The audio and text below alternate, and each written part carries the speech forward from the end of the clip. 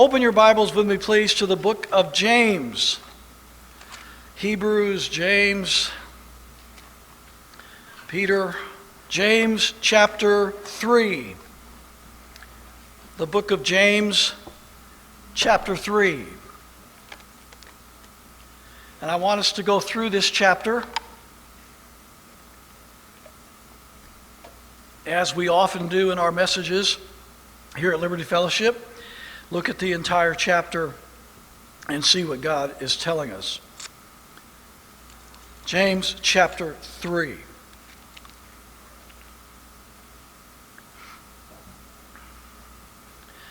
My brethren, be not many masters, knowing that we shall receive the greater condemnation. The word masters here is also translated teacher. Whenever the Jews would listen to a rabbin or another teacher of the law, they would often call them master. It's again like the word schoolmaster, someone who teaches, someone who instructs. He's not talking here about those that would be in a political realm or a slavish society or anything like that. He's talking about those that are teachers of the law, those that are teachers of the Word of God. My brethren, be not many masters or teachers, knowing that we shall receive the greater condemnation. Let me read to you what Albert Barnes writes in his commentary on this verse. Be not many of you teachers. The evil referred to is that where many desired to be teachers, though but few were qualified for the office, and though in fact comparatively few were required. A small number, well qualified, would better discharge the duties of the office and do more good than many would. And there would be great evil in having many crowding themselves unqualified into the office. In other words, James was rebuking those who were trying to assume the office of pastor, teacher, proclaimer of God's word, but who were not qualified spiritually or otherwise to be such. They were full of self. They wanted the position for their own advancement. They were proud. They wanted to gather a following around them. They were not qualified to be spiritual leaders. They did not have the call of God on their lives to be spiritual leaders, but they wanted to crowd themselves into a position of leadership, though God had not called them, though God had not equipped them, though God had not qualified them to be the spiritual teacher of God's people. Yet, because of their pride and their lust for power and recognition, etc., they chose to put themselves in a position of leadership, or at least try to gain a following around them. And James is rebuking that among these people. He's saying, do not let yourselves be crowded with unqualified, uncalled, unspiritual, so-called leaders. Be not many masters. God has not called them all. God has not equipped them all. God has chosen men to lead His people, to teach His word. Not everyone who claims to be a teacher of the word is a God-called teacher of the word. Many of them are phonies. They're false teachers, unqualified, unequipped, uncalled, and yet they seek the position of spiritual leadership. Boy, this book sure is out of date, isn't it? Nobody does that anymore, right? You can go online and get an ordination certificate. And there are people There are people in this valley that have done just that. And they call themselves pastor. They call themselves reverend. They call themselves preacher. And they are no more a God-called preacher of the word than your pet dog. They have no calling, no equipping, nothing. They wanted to get that ordination certificate so they could appear to be a duly ordained, duly called minister, and then they go into other churches where there's already a congregation of God's people, and then they seek to bring those people into their following, presenting themselves as a teacher of the word. So that's exactly what James is saying in the very first verse in this chapter. He's warning people against these unqualified, uncalled masters or teachers that are trying to present themselves as such to the detriment of the church body. And people that follow these people are always misled. They're always led astray. It never turns out well for any of them because they are the blind leading the blind. And they both fall into the ditch just as Jesus said. Now that's how he begins. So now verse 2. For in many things we offend all. That is, we are all sinful people. We all make mistakes. We're none of us perfect. If any man offend not in word, the same man is a perfect man, or that doesn't mean sinless, but it means mature, and able to bridle the whole body. Now, this verse sets the stage for what he's about to say in the body of this chapter. This chapter is all about the tongue. It's all about how you use your tongue. And so he starts off saying, look, we're all sinners. We all offend. There's none of us perfect. But the greatest offense of all, and this is amazing, because when you list the great sins that most pastors and Christians will talk about, you'll get a list of several, and hardly in any list will you see the sin of the tongue. You'll see all kinds of fleshly sins listed, but you will never see the sins of the tongue listed. But James is saying, look, we all fail. But if you can tame your tongue, if you will not be guilty of the sins of the tongue, you are going to be a mature Christian. Say it another way. If you don't tame your tongue, you will never be a mature Christian. You will never be the Christian God wants you to be. The body follows the tongue, not the other way around. Now, notice how he goes into the description of this. Verse 3. Behold, we put bits in the horses' mouths that they may obey us. And we turn about their whole body. Put that bit in its mouth, and the horse's body turns accordingly. Verse 4, also ships, which though they be so great, massive, large, and are driven of fierce winds, yet are they turned about with a very small helm, whithersoever the governor listeth. Here's this big, strong animal, the horse, that's body responds to the bit in its mouth. So the great ship responds to the small helm, which guides it. He's using that as an illustration of the power and the force of a person's tongue. Verse 5, now he gets to the heart of the issue.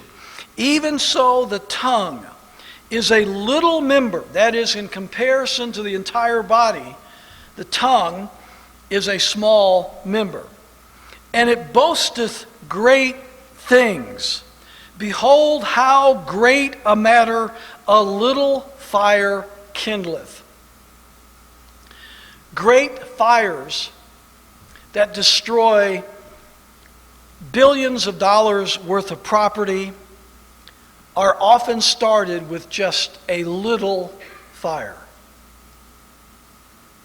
A little fire develops into a huge inferno and destroys entire communities. And of course, as we're familiar with in our history, at one time, years ago, most of the city of Chicago was completely destroyed by a small fire that supposedly started in a barn when a cow kicked over a lantern and set the barn on fire. And that barn turned into a blazing city. And virtually the entire city of Chicago was destroyed by what started out as a little fire. That is the analogy that James is making here in this passage. He's saying the tongue is a little member, that it's not large. It boasts itself of great things, and boy, can it do that. But look how great a matter a little fire kindleth. The destruction that takes place from the fire of the tongue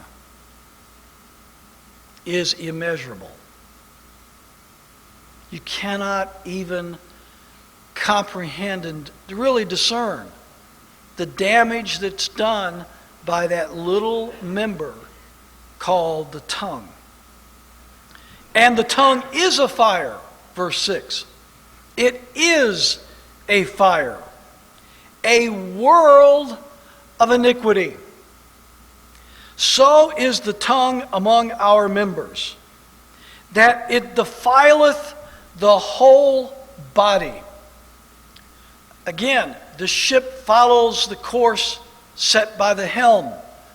The horse follows the course set by the bridle, the bit in its mouth.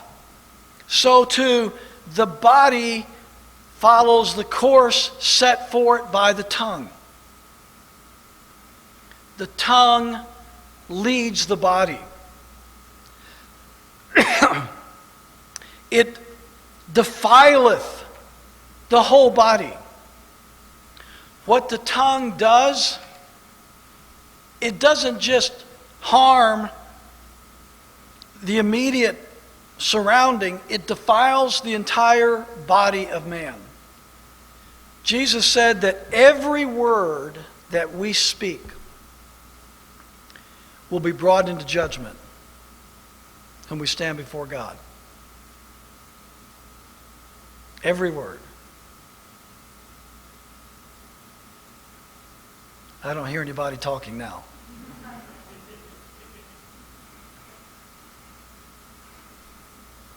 Defileth the whole body.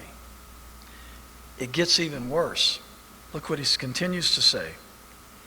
And setteth on fire the course of nature, and it is set on fire of hell.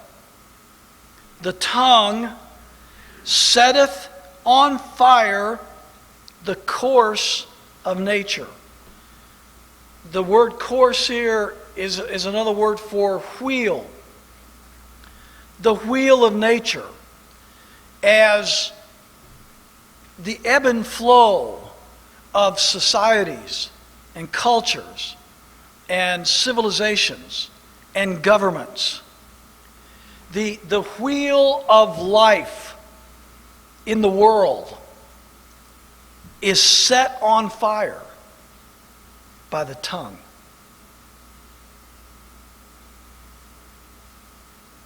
It's set on fire by the tongue. How many have ever heard the expression, loose lips sink ships? Have you ever heard of that? Loose lips not only sink ships, They sink nations. They sink societies. They sink governments. Words are powerful. And the way men use words, the words that the representatives of government, like one of the things that is happening now, the words that are being used can create war, can create international conflict. Words have the ability to calm and to bring peace and to bring comfort, or words have the ability to incite violence, to incite war and hatred. The tongue is a powerful member. It setteth on fire the course of nature, and it, the tongue, is set on fire of hell. The devil uses the power of an unbridled, undisciplined tongue to do his greatest damage in the world. He uses people's tongues. People who have not spiritual control over their mind and over their mouths. People whom the devil can put into their minds things that become words, and words which become destructive to individuals, to families, churches, communities. The tongue is set on fire of hell. How many people use their tongue to divide brother and sister? They use the power of their tongue to divide husbands and wives. They use the power of their tongue to divide parents from their children.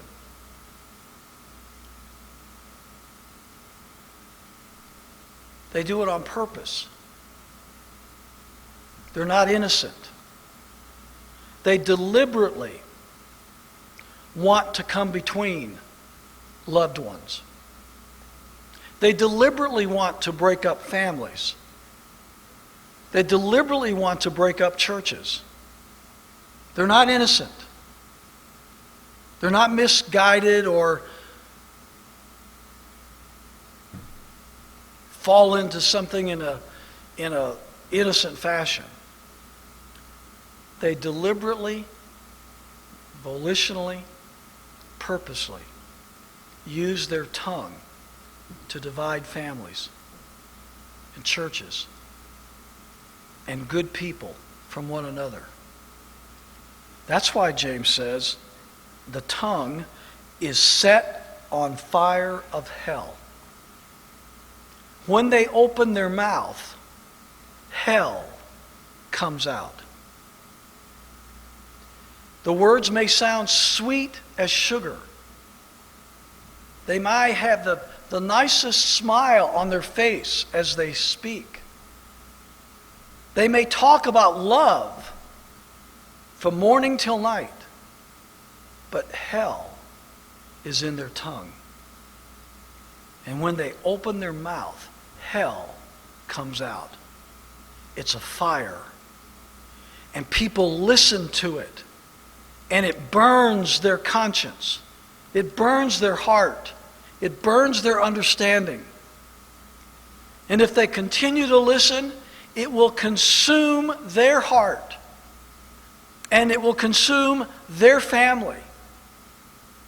How many husbands and wives have been broken up because of a tongue or tongues set on fire of hell? How many parents and their children? How many friends? How many churches have been destroyed by this fire You think about a fire-breathing dragon that is able to cast forth a flame and destroy what's in its path. Well, that's what these people are doing. They are spiritual fire-breathing dragons. You don't see the fire, but God does. And it destroys anything it touches. It's set on fire. These are not gentle words that James is using. He wants us to get the gravity of this. He wants us to see the importance of it, the seriousness of it, and the impact from it, so that we can be forewarned as Christians. Verse 7, for every kind of beasts, and of birds, and of serpents, and of things in the sea, is tamed, and hath been tamed by mankind. Mankind is able through a superior mind to subdue the natural kingdom, the animals of the world, whatever it might be.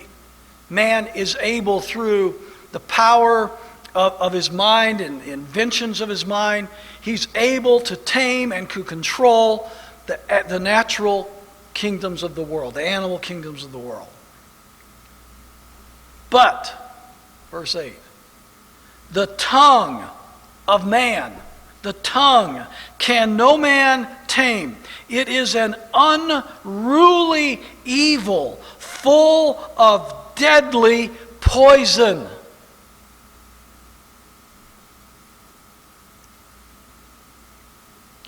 That's why when you are brought into subjection to the fire coming out of the mouths of these spiritual dragons, that's why it doesn't take very long, and you, if you listen, become poisoned by them. I've had people come up to me and say, oh, Pastor Chuck, you should hear what so-and-so is saying about you. Oh, it's terrible. It's awful. It's wicked. And then after a few weeks of them listening and listening to that poison, guess what happens to them? Guess what happens to them? They become poisoned. And now they begin regurgitating what a few weeks ago they understood and discerned to be evil and wicked. So much so that they would come to me and tell me about it. But now, after having succumbed to it, the fire burning their heart, burning their conscience, burning their mind, and now they too are filled with the poison, and so now they continue to spread, and they become spiritual dragons, spewing forth the same evil and the same wickedness that just a few weeks before they condemned with their own mouth. The power of the tongue, full of deadly poison. It is no wonder that our country is not able to rise to the position of moral and ethical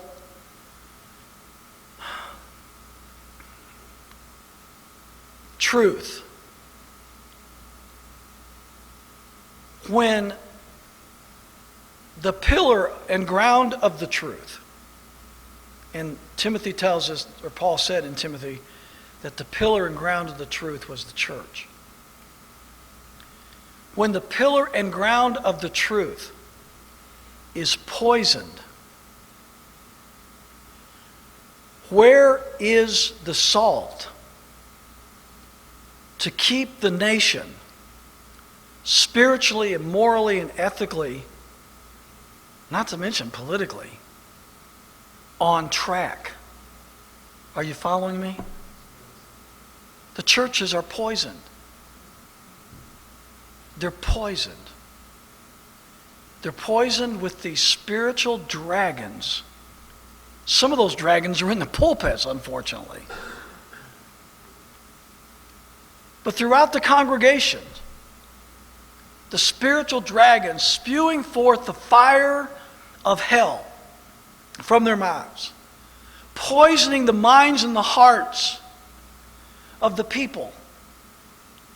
We have a poisoned church in America today. A church that is impotent and incapable of, number one, recognizing and discerning where it needs to be standing. Look, if you don't even know where the battlefield is, how are you going to know where to fight and what to fight? Come on!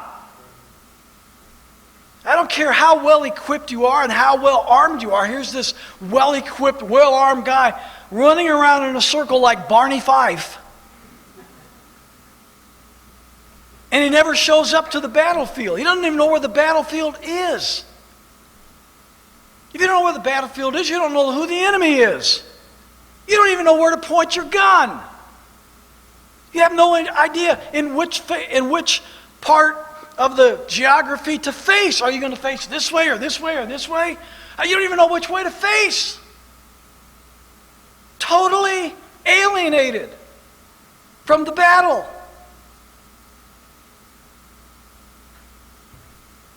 Our churches today are totally alienated from the battle. They don't even know where it is. They don't know what it is. They don't know who the enemy is. We all woke up to the news this morning about the terrible shooting in Orlando that took place during the wee hours of the morning at a homosexual bar in downtown Orlando. And now it's become the largest single killing on American soil. 50 were killed and over 50 were wounded. It was apparently committed by a Muslim man who is loyal to ISIS.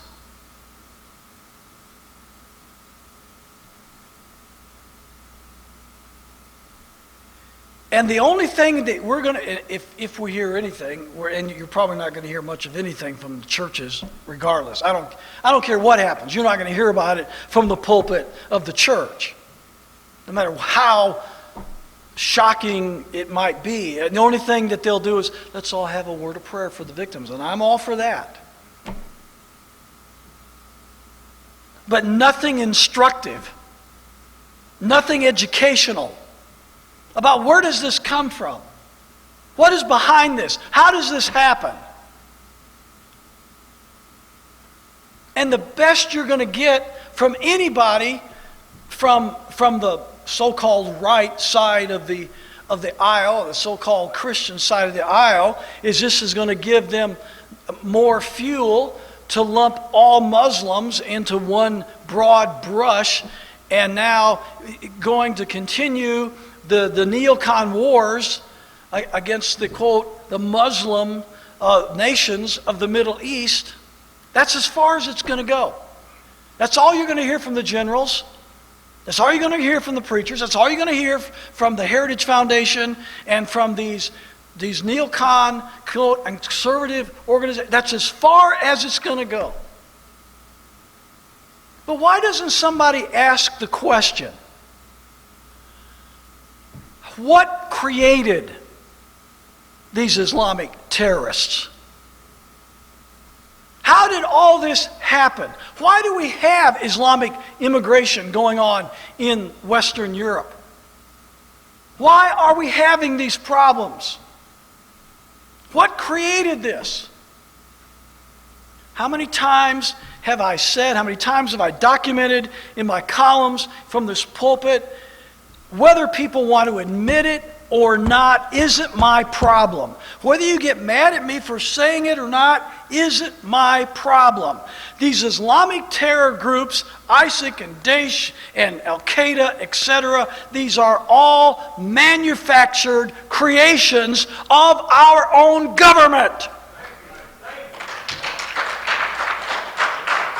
Well, that wasn't widespread applause. You can either agree with that or not. You either like it or not. It's a fact.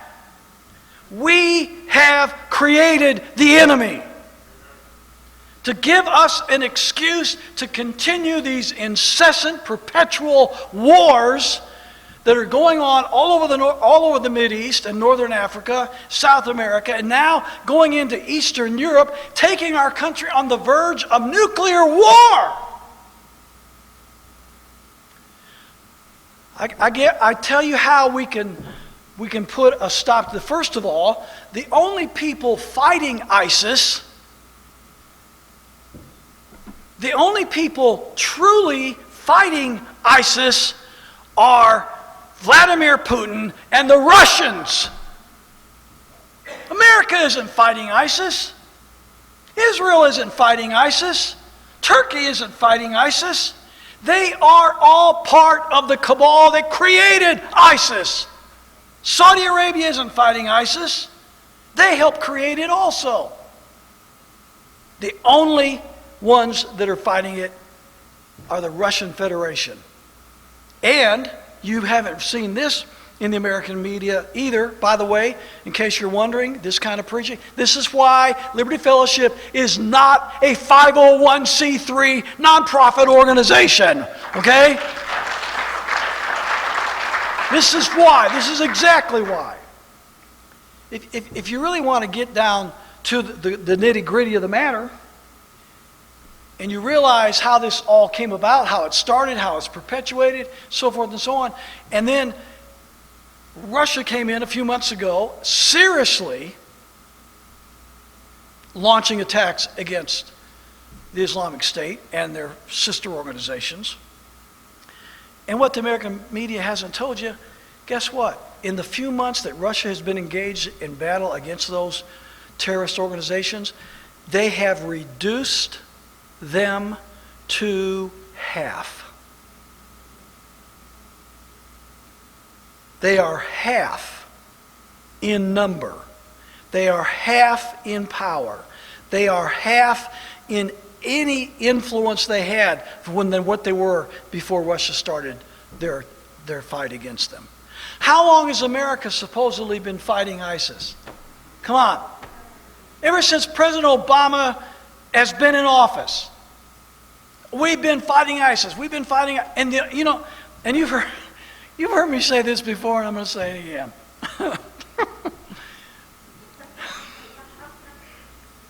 The best that we can do, the most powerful military force in the world, and we're fighting these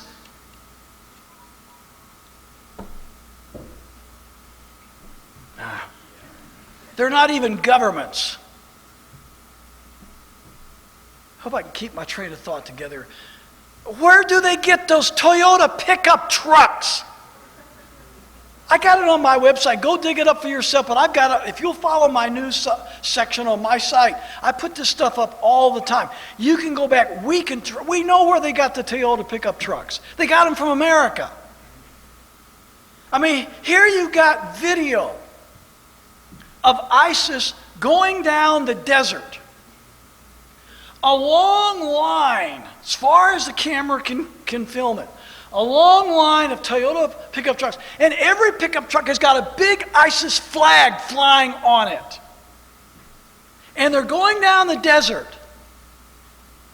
having the time of their lives. How come the greatest military force with the greatest intelligence community in the world can't find miles and miles of Toyota pickup trucks in the middle of the desert? Going from one destination to the next. No stop sign, no yield, no parking, no red light. No, nobody to check driver's licenses, nobody, just there they go. And then they get to the next site, and then they do whatever it is they do, and America goes, oh boy, we're fighting ISIS, we're doing everything we can. Really? The best that we can do, special forces, ace top fighter pilots, bombers, greatest intelligence community, greatest military force, aircraft carrier groups, everywhere. The best we can do, and we'll hear it about every couple months. NBC will pick it up, or ABC, they'll say, America took out the number 2 man in Al-Qaeda.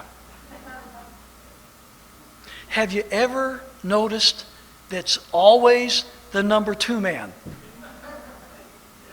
Have you ever noticed that? It's not just my imagination, is it? It's always the number 2 man. It's never the number 1 man. It's never the number 3 man. It's never the number 5 man. It's always, we took out, yay, wow, pat on the back. Oh boy, we took out the number 2 man in ISIS. You know, if I was the number 3 guy, and after the 24th number 2 guy goes down, and it comes my time for promotion, I think I'm going, you know, I really like this number 3 position. You know, that number 4 guy, I think he's really got ambition. You ought to move him up to number 2. You know, that's all we can do. Russia goes in and in less than 6 months cuts ISIS to 50%. You don't hear that, do you?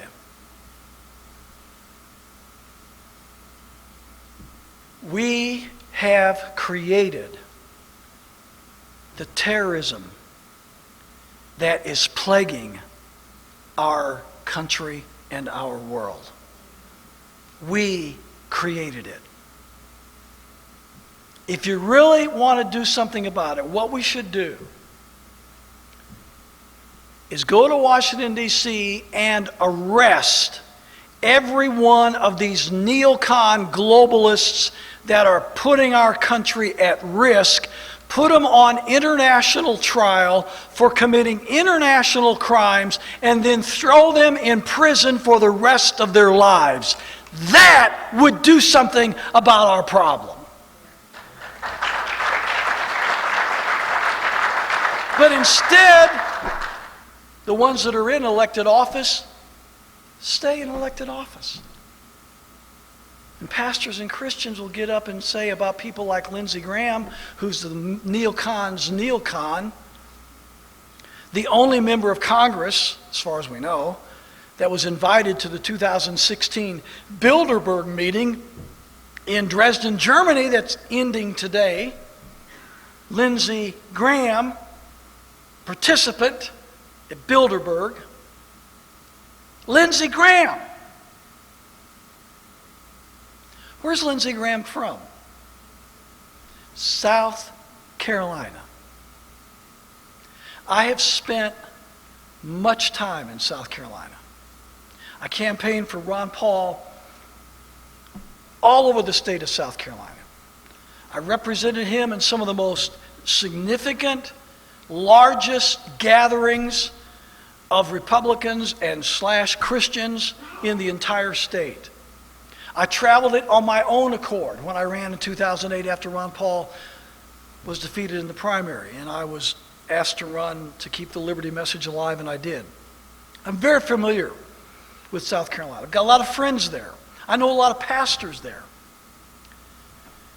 Per square mile,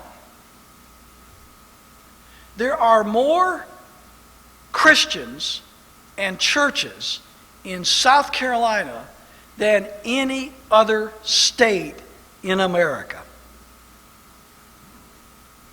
And yet, Lindsey Graham is the senior senator.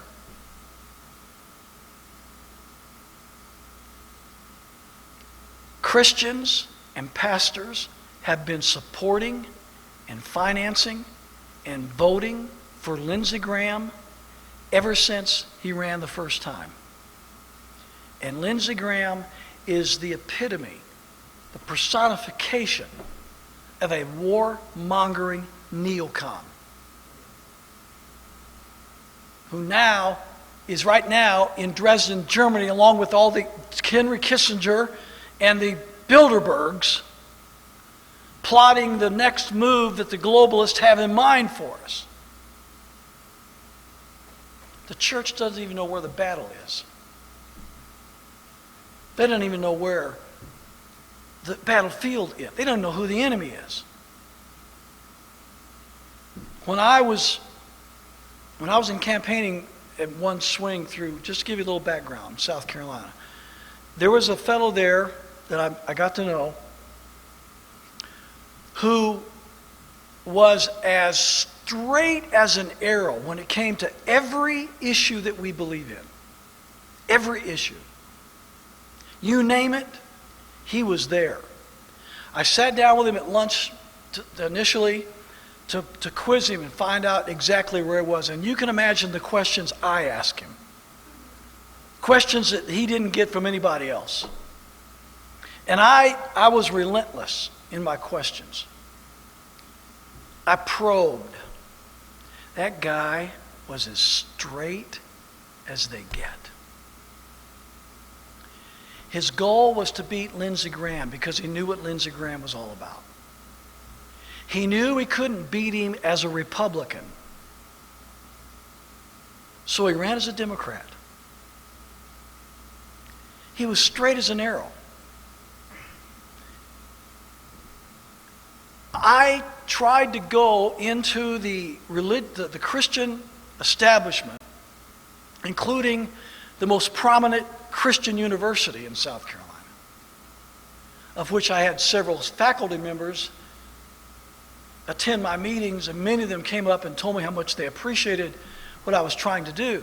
But the administration itself wouldn't even let me present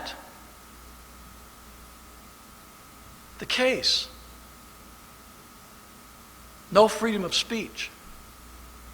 No alternative ideas in that institution. They were all for Lindsey Graham. Why? Because he's a Republican. This guy, straight as an arrow, on every issue, was a Democrat. So that means he was evil. Lindsey Graham was good.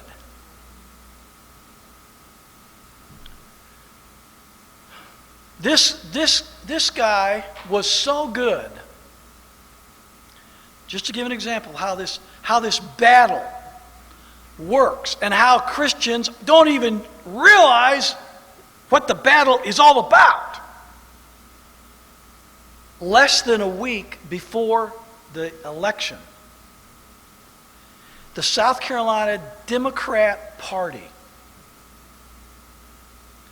sent a letter to every registered Democrat in the state of South Carolina. In the letter, they urged the Democrats to vote for the Republican Lindsey Graham.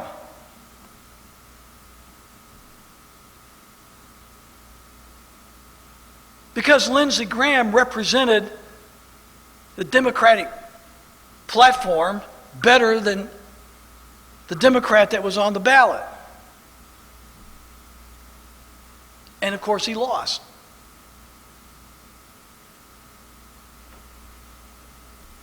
The Christians of South Carolina had an opportunity to elect a constitutionalist, true freedomist, patriot, knowledgeable, convictions, astute mind, could have replaced that warmongering neocon Lindsey Graham, got him out of our political life forever.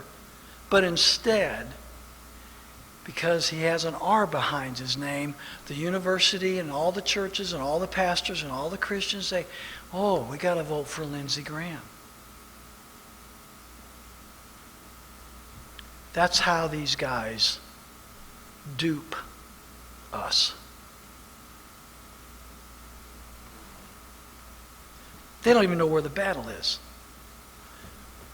They are full of deadly poison. They listen to too much Sean Hannity and Bill O'Reilly. They watch too much cable news. They listen to too much of the American media. The fire coming out, the lies coming out of the mouths of the mainstream media has corrupted the hearts and the minds of the American people, including the Christian people in this country. Poison, deadly poison, the tongue. You ought to, folks, you ought to, just for the sake of intellectual curiosity, if nothing else, turn off the American media long enough to look into some of the foreign press. Read what some of the foreign press are reporting. And you'll read things that you never hear from the American media.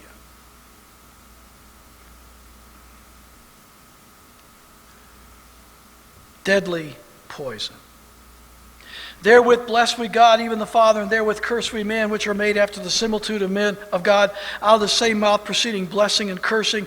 My brethren, these things ought not so to be. Doth a fountain send forth at the same place sweet water and bitter? Can the fig tree, my brethren, bear olive berries? Either a vine figs, so can no fountain both yield salt water and fresh.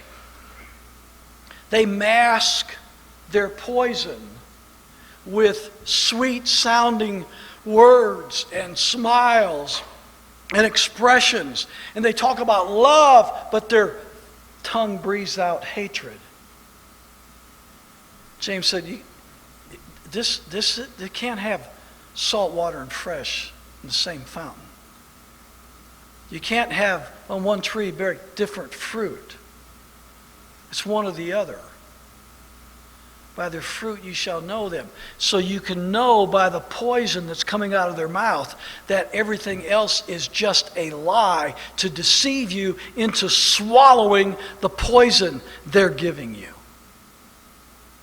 Can't have both. And if you have both, then you know that the poison is what you have. The rest of it is just a facade. It's a covering. It's a mask. Verse 13, who is a wise man and endued with knowledge among you? Let him show out of a good conversation his works with meekness of wisdom. Good conversation. Listen to what he says. Listen to how he talks. If you want wisdom and knowledge among you, pay attention to his words. You know, these New World Order elites, you know, back years ago, whenever George H.W. Bush was the first one of any significance, notable political personality, the first one to actually call for what we now commonly call the New World Order. George Bush Sr. was the first one to talk about it openly. Before that, you read about it and you knew about it in other alternative media, but the powers and shakers would never talk about it openly. Since then, if you're paying attention, these people have openly discussed their desire for global government.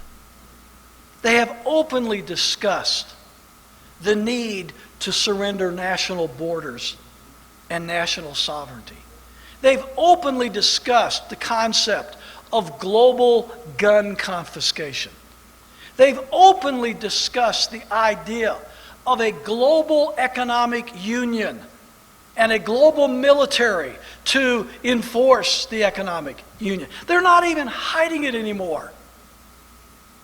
And yet, Christian people listen to the words coming out of their mouths, and it's like they don't even hear it. Just like they listen to these gossipers and backbiters and maligners of character. They listen to their words, the poison, the fire of hell coming out of their mouths, and it's like, Oh, they're such nice people. Oh, he doesn't mean anything wrong. No, and Kissinger doesn't have any ill will against us either.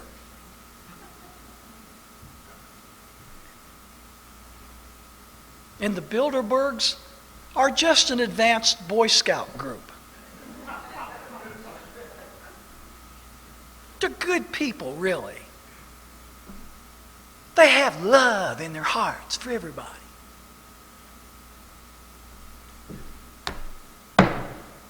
Why can't we hear? Why can't we hear? Because our minds and our hearts have been poisoned by the fire of hell that we listen to.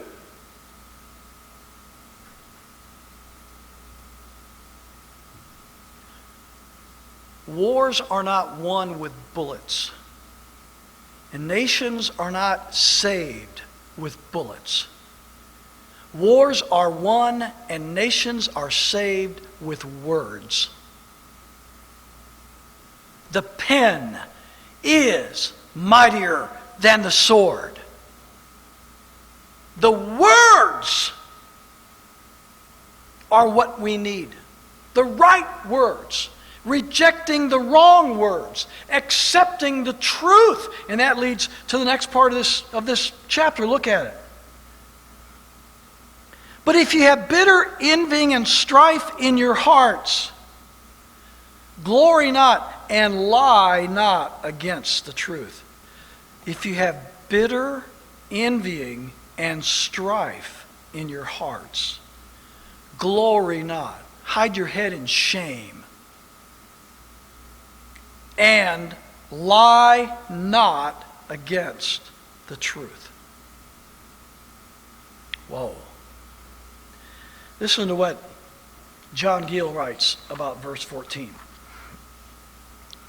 Though these may not be expressed by words or actions, envy at the happiness of others, whether at the external blessings of providence as riches and honors, or at the internal endowments of their minds as their wisdom and knowledge, their parts and abilities, is a root of bitterness in the heart, which bears wormwood and gall, produces bitter effects in the persons in whom it is.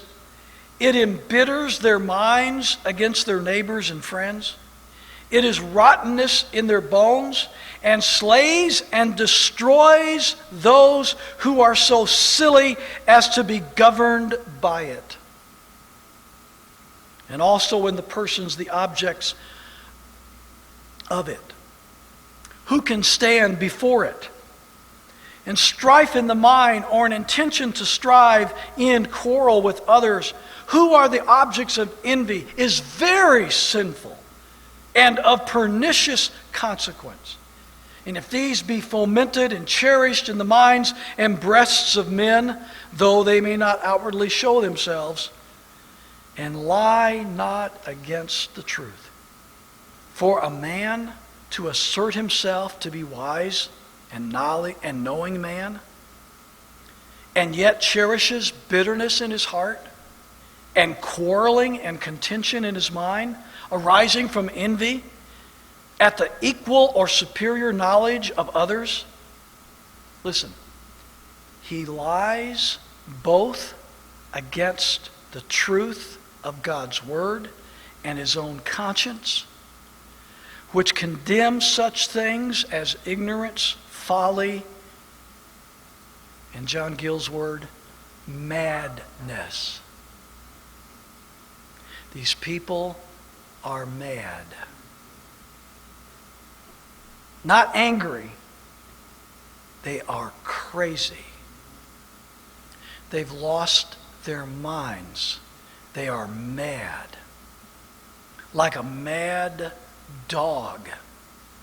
These people are mad.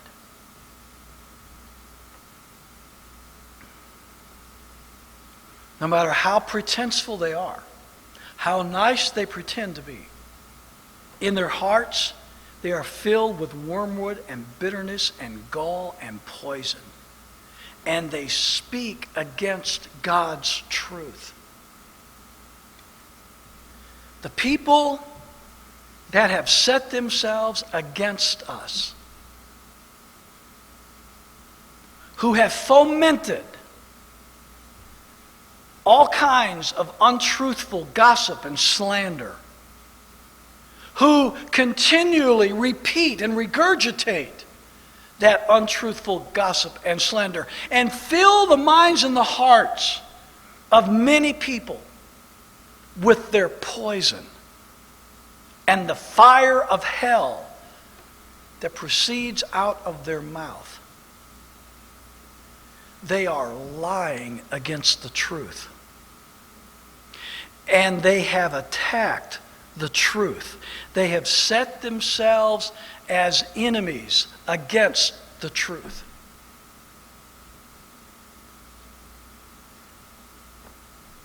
They are, yes, they are deserters in the face of the enemy. This fellowship is in the middle of a spiritual battle. We are a spiritual army. We are fighting a spiritual war against spiritual enemies. We are projecting and promoting the truth of God's Word, the message that's going out for the protection of our country and of our people and of the liberties that we say we love on a weekly basis. And whether or not you like Chuck Baldwin is completely irrelevant. The message of this platform is the truth of God's Word.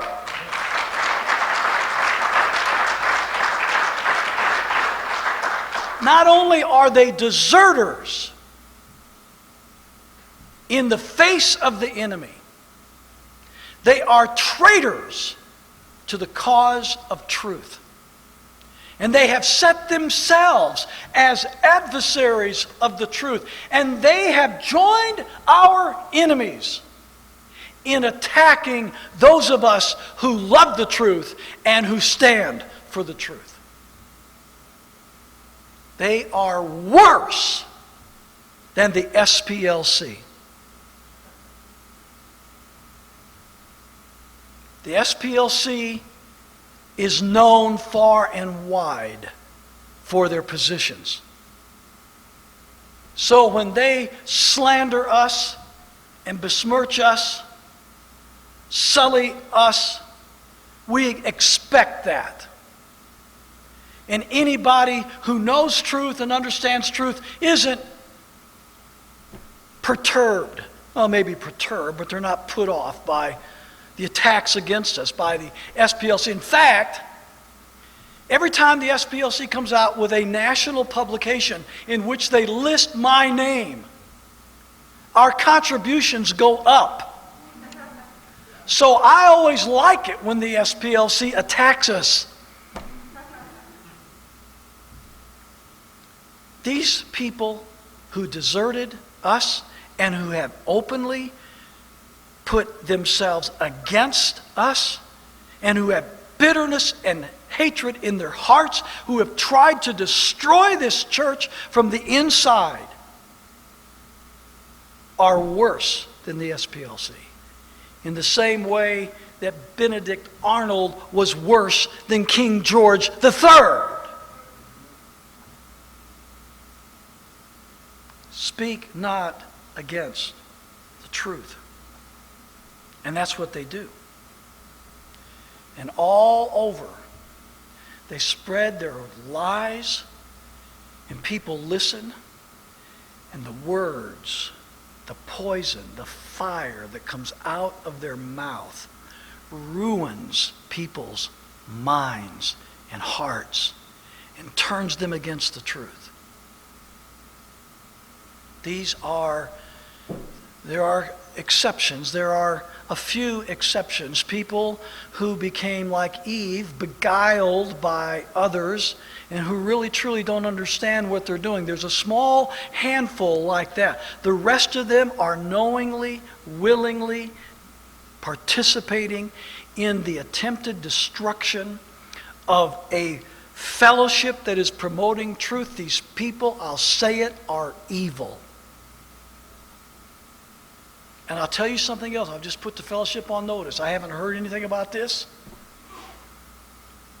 I don't know that anyone would even desire to do this or would seek to do this. I have no knowledge of this whatsoever. I'm just speaking to forewarn everyone. These people that have done this and continue to do this, first of all, some of them are not going to live through this. Mark my words in the day I said it. Some of them are not going to live through this. God is jealous over his people and his truth and his men who proclaim it. And people cannot get by with this kind of stuff forever. Some will not live through this. But at some point in the future, if some of these traitors who became enemies would attempt to reinsert themselves again into this fellowship, I'm telling you right now, they will not be welcome back. They will not be. They will not be. They've proven themselves to be what they are. Give them another 2 or 3 years if they came back and they, as wolves, would begin to feast and feed on a new flock within Liberty Fellowship and repeat that damning process all over again. And as the shepherd of this fellowship, I will not let the wolves back in this sheepfold. You have my word on it.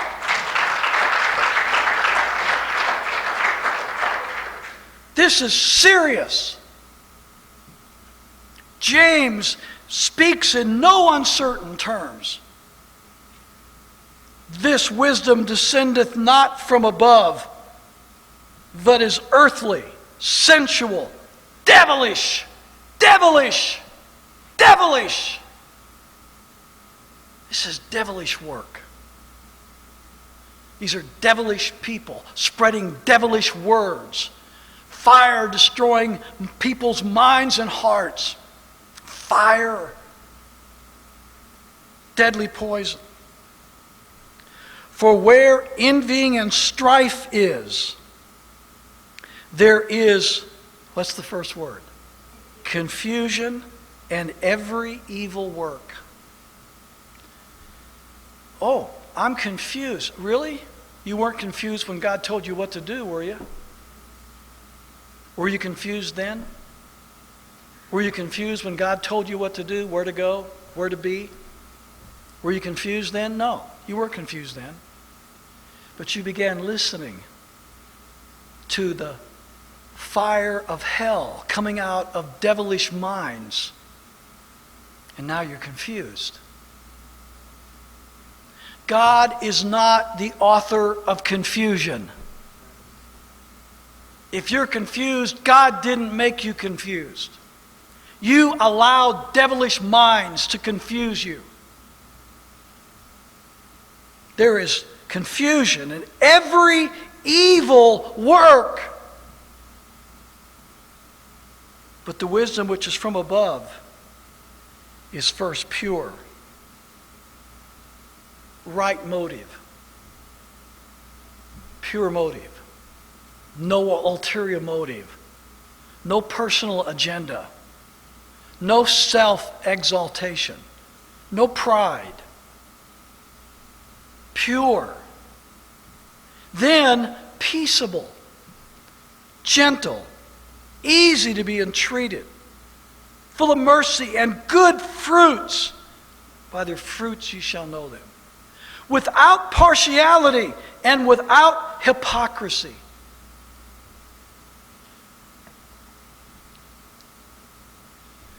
People like it when the preacher preaches without partiality until he steps on their toes.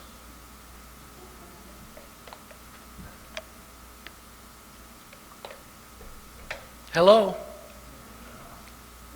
Oh, go get him, preacher.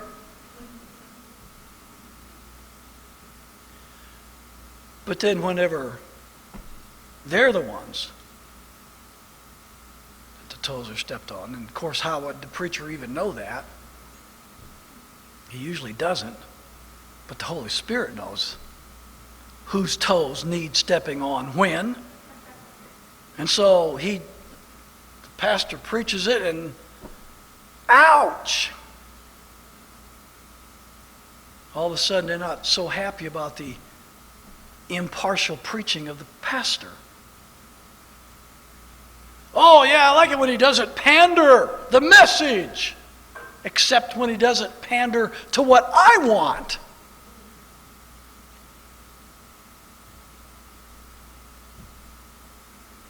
In that initial message, I looked at this fellowship and I said, do you want me to be a puppet, or do you want me to pander, or do you want me to tell you the truth and be God's man? And people shouted out, be God's man! Don't pander! They're gone.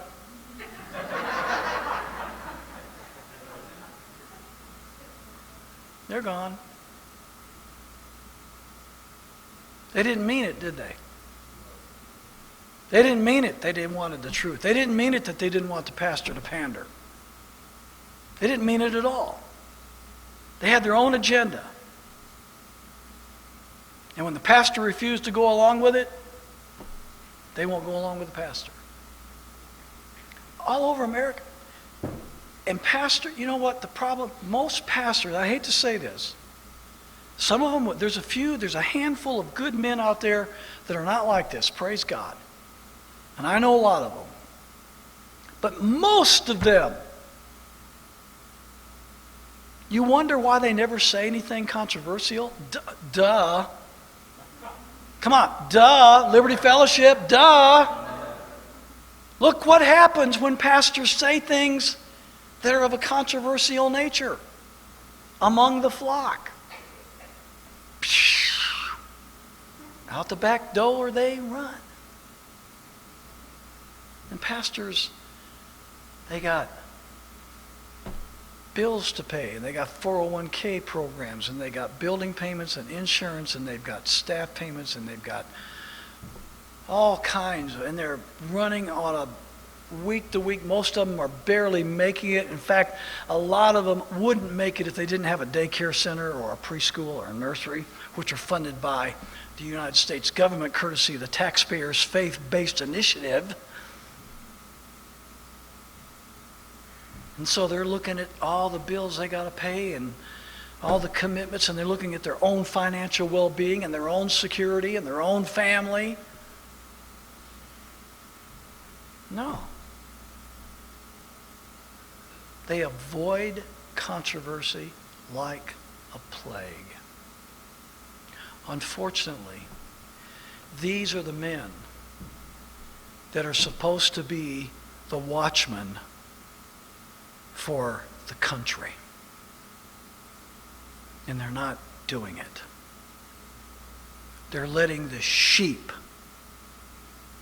control the shepherd. So the people, they have no knowledge. All they're fed is feel-good poison. And they don't think for themselves, and they don't study for themselves. And when I talked at the beginning of this address about what's going on with Russia and NATO, and stop and think about this, and I'll go ahead and since I've got so many things that are going to, I've already got so many things in this message are going to be recorded and re-recorded that I might as well just add one more. Think about this. Think about it. Use your mind. If the current path continues to be pursued by the U.S. government and NATO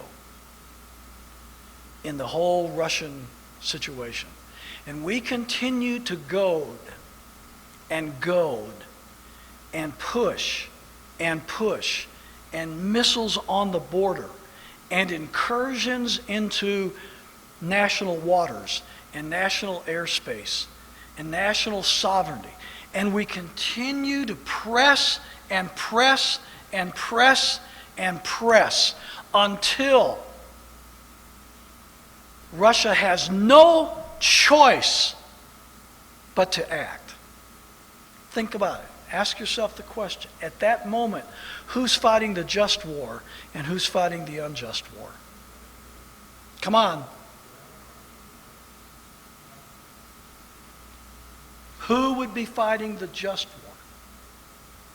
The defensive war. And who would be fighting the unjust war? The war of aggression. You get up and even touch on any of this in the app. Can you imagine this message being preached in almost any church of any denomination in America today? Can you imagine the reaction? This is unheard of. My country, right or wrong? The old senator from Missouri, Carl Schur's statement. That's what they say. But they never finish what he said. The whole statement goes like this. My country, right or wrong? If right, to be kept right. If wrong, to be set right. We are not patriots and we are not patriotic if we allow our government to disobey the laws of nature and nature's God and unjustly commit crimes of aggression internationally. And we sit back and say nothing and blame everybody else and do not have the courage to call our nation back to truth. That's not patriotism. If that's the case, ladies and gentlemen, then we owe the people of Nazi Germany a huge apology. The people of Israel thought God's prophets were unpatriotic too when they came and called down the kings of Israel for what they had done to the nation, and the people of Israel for what they allowed to have done. Patriotism, in truth, is always on the side of truth. And then lastly, verse 18, and the fruit of righteousness is sown in peace of them that make peace. All right, let me read what Albert Barnes says about this verse. This is really good. It's scattered all over the world in a peaceful manner. Listen to him. It is not done amidst contentions and brawls and strifes. The farmer sows his seed in peace. The fields are not sown amidst the tumults of a mob or the excitements of a battle. Nothing is more calm, peaceful, quiet, and composed than the farmer as he walks with measured tread over his fields, scattering his seed. So it is in sowing the seed of the kingdom, in preparing for the great harvest of the righteousness of the world. It is done, listen, it is done by men of peace. It is done in peaceful scenes and with a peaceful spirit. It is not in the tumult of war or amidst the hoarse brawling of a mob. In a pure and holy life, in the peaceful scenes of the sanctuary, by noiseless and unobtrusive laborers, the seed is scattered over the world, and the result is seen in an abundant harvest in producing peace and order. It's called the gospel of peace. Blessed are the peacemakers. These people who create fellowships or groups or whatever they are out of a spirit of contention and strife and spiritual war, that is not of God. God's true men are men of peace. By those who desire to produce peace, or who are a peaceful temper and disposition. They are engaged everywhere in scattering these blessed seeds of peace, contentment, and order. And the result shall be a glorious harvest for themselves and for mankind. A harvest rich in abundance of earth and in heaven. The whole effect, therefore, of religion is to produce peace. It is all peace.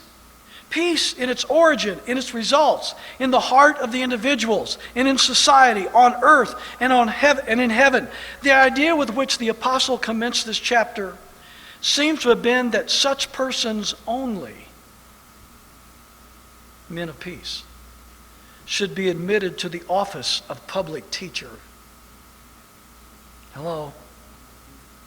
From that, the mind naturally turned to the effect of religion in general. And he states that in the ministry and out of it, in the heart of the individual and on society at large, here and hereafter, the effect of religion is to produce peace. Its nature is peaceful as it exists in the heart and as it is developed in the world. And wherever and however it is manifested, it is like seed sown, not amid the storms of war and the contentions of battle, but in the fields of quiet husbandry, producing in rich abundance a harvest of peace. In its origin and in its results, it is productive only of contentment, sincerity, goodness, and peace. Happy is he who has this religion in his heart. Happy is he with liberal hands scatters its blessings broadcast over the world. So said Albert Barnes. Hear, hear. The fruit of righteousness is sown in peace of them that make peace. I'm reminded of King David.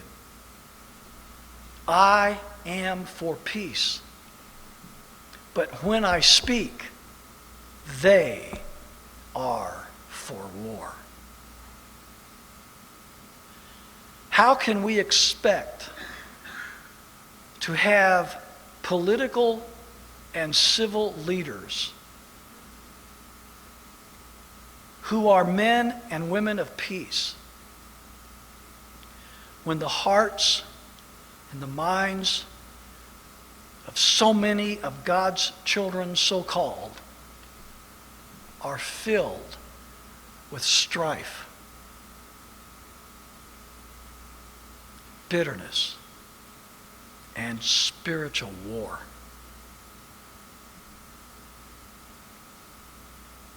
I submit to you that the Christians of America have exactly the kind of government that they themselves are. They do not have peace in their hearts. They are filled with conflict and bitterness and strife and contention, and they elect civil magistrates who reflect their own hearts and minds. We don't have peace, and we're not promoting peace as a nation because the churches of America do not have peace in their own hearts. We who would seek peace would seek those who also seek peace. And that we don't reflects more on us than it does them. Let's stand for prayer.